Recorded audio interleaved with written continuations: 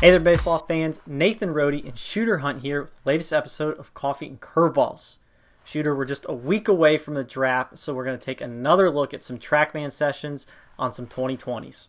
Yeah, we've had guys coast to coast getting on the Trackman, which has got to be driving these scouting directors nuts as they get more names that get thrown their way. But some impressive stuff, especially this week. Yes, there certainly was. We got a lot of arms to talk about, but we do have a hitter that we'll get to at the end. Got some Trackman stuff as well as some blast motion technology.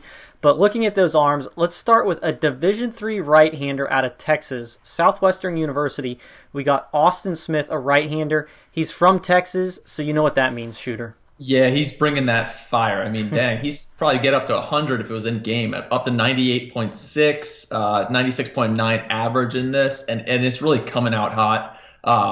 What I love about it is D1, D2, D3. It doesn't matter what you're doing in Texas, JUCO, everybody throws hard. Yeah, they certainly do. One of the things that I've been learning about Trackman, we talk about that induced vertical break, getting that ride through the zone. Phil Haig, our guy in Texas who's a Trackman expert, tells me that the harder you throw, the higher that induced vertical break is, the more impressive it is to do that.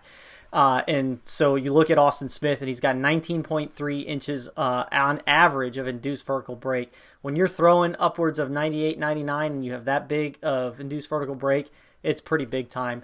Oh, by the way, he's also got a splitter in there that's pretty nasty. Phil says it takes a pretty good downturn there when it gets to the plate, just 1,100 RPMs about on average. So very interesting Division III arm to take a look at out of Texas. But moving up the Midwest, a little further north, we go to Eastern Illinois. Our guy David Seifert has had several guys on Trackman in the last week, one of which was Eastern Illinois righty Will Klein, who's got a super quick arm, topping out at 96.9.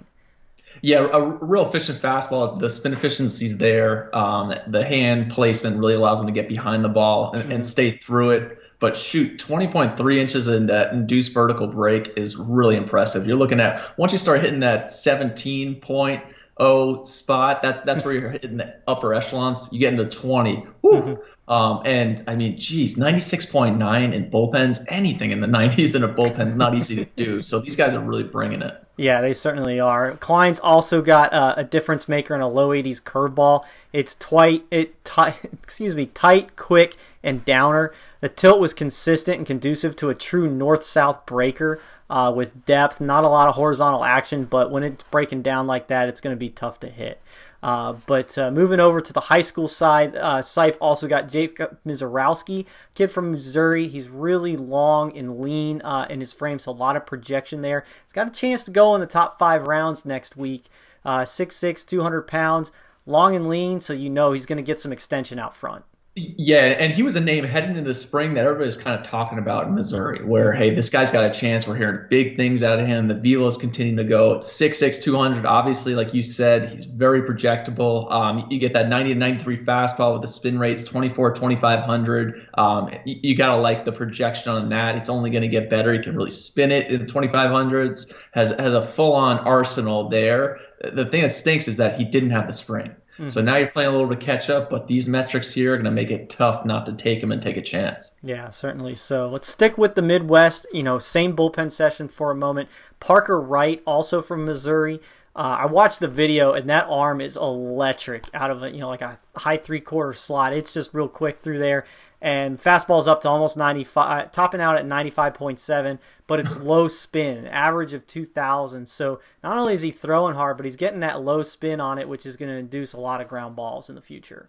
Yeah, he's got a real good changeup to go with it as well. I mean, shoot, David Seifert was at this Trackman session with a lot of guys bringing absolute heat. I was looking at it in the portal, which was great to compare all these guys and check out what their fastballs are doing, the metrics, and especially the break and stuff. But Parker Wright, just a real good one with an electric arm up there. Let's go to your former neck of the woods in the Northeast for our next guy. One of my favorite arms in this class. I said it on Twitter. He was the guy I was looking forward to seeing most this spring before things got shut down. But that was Alex Santos out of the Bronx, right-hander, projectable, really good last summer. It's only his third bullpen session when he got on the Trackman for us, but he was bringing it 92.9 to 94.8. So the fastball's there. Curveball didn't quite spin it like we've seen it in the past, but like I said, it's only his third session.